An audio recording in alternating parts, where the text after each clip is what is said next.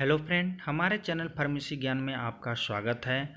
आज का टॉपिक है प्रिस्क्रिप्शन, जिसमें हम लोग प्रिस्क्रिप्शन के बारे में डिस्कस करेंगे। इसमें कौन कौन से टॉपिक पढ़ना है आइए देख लेते हैं। पहला है व्हाट इज प्रिस्क्रिप्शन, दूसरा है पार्ट्स ऑफ प्रिस्क्रिप्शन, तीसरा है हैंडलिंग ऑफ प्रिस्क्रिप्शन। तो सबसे पहले बात करते हैं व्हाट इज प्रिस्क्रिप्शन। प्रिस्क्रिप्शन क्या होता है? Prescription is a written order from a registered medical practitioner or other properly license practitioner such as dentist, veterinarian, etc. to a pharmacist to compound and dispense a specific medication for the patient. Prescription एक return order होता है जो किसी registered medical practitioner या other property licence practitioner जैसे dentist इत्यादि के द्वारा लिखा जाना चाहिए, जिसमें कि दवा बनाने की प्रक्रिया और डिस्पेंस करने की प्रक्रिया केवल फार्मासिस्ट के पास होती है। There are 4 types of prescription which are generally received by the retail drug store. पहला है prescription in general practice, private prescription, hospital prescription for out patient, hospital prescription for in patient. अब बात करते हैं पार्ट्स ऑफ प्रिस्क्रिप्शन के बारे में। इसमें पहला चीज है डेट और name, age, sex and address of the patient. Superscription जो किसी भी प्रिस्क्रिप्शन में मौजूद रहता है। तो एक एक करके देखते हैं कि इसमें से कौन कौन से हैं, क्यों इम्पोर्टेंस है, ये देखते हैं। पहला है डेट। जो डेट होता है वो कभी प्रिस्क्रिप्शन लिखा जाना चाहिए तो उसी समय पर डेट लिखा जाना चाहिए। क्यों? क्योंकि इससे फार्मासिस्ट को मदद मिलती है कि उस पेशेंट को कब प्रिस्क्राइब किया गया था। और बहुत सारे नार्कोटिक और हैबिट फॉर्मिंग ड्रग होते हैं जिससे ये पता चलता है कि उस पेशेंट को यह ड्रग कब प्रिस्क्राइब किया गया था। Name, age, sex and address of the patient. Name, age, sex और address of the patient. Name और एड्रेस ऑफ द पेशेंट जो पेशेंट के आइडेंटिफिकेशन को चेक कराता है, और एज, सेक्स पेशेंट के लिए बहुत ही इंपॉर्टेंट होता है। इससे पेशेंट की डोज को पता लगाता है कि पेशेंट को कितना डोज देना है। जिस तरह से आपको प्रिस्क्रिप्शन में दिख रहा होगा कि नेम है, एड्रेस है, सुपरस्क्रिप्शन है, इंस्क्रिप्शन है और सबस्क्रिप्शन है।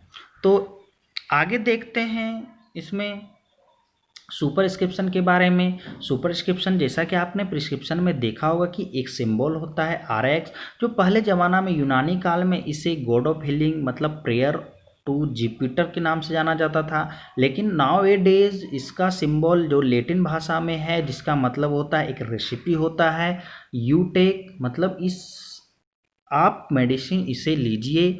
इंस्क्रिप्शन के बारे में बात करते हैं जो मेडिकेमेंट का इंग्रेडिएंट रहता है कि हमें किस तरह से कौन कौन से क्वांटिटी दिए हुए रहते हैं, मतलब क्वांटिटी ऑफ ड्रग होते हैं। इसकी सहायता से फार्मासिस्ट ड्रग बनाते हैं, मिक्स करके बनाते हैं। और बात करते हैं जिस तरह से आपको एक प्रिस्क्रिप्शन में दिख रहा होगा कि ये इंस्क्रिप्शन है, जैसे लाइट कोलिन 12 ml है, लाइट मैग्नीशियम कार्बोनेट 3 ml है, सोडियम बाइकार्बोनेट 3 ग्राम है, water and up to prepared water add up to 90 ml है। मतलब ये कंपोजिशन मिला करके एक ड्रग बनाया जाता है फार्मासिस्ट के द्वारा।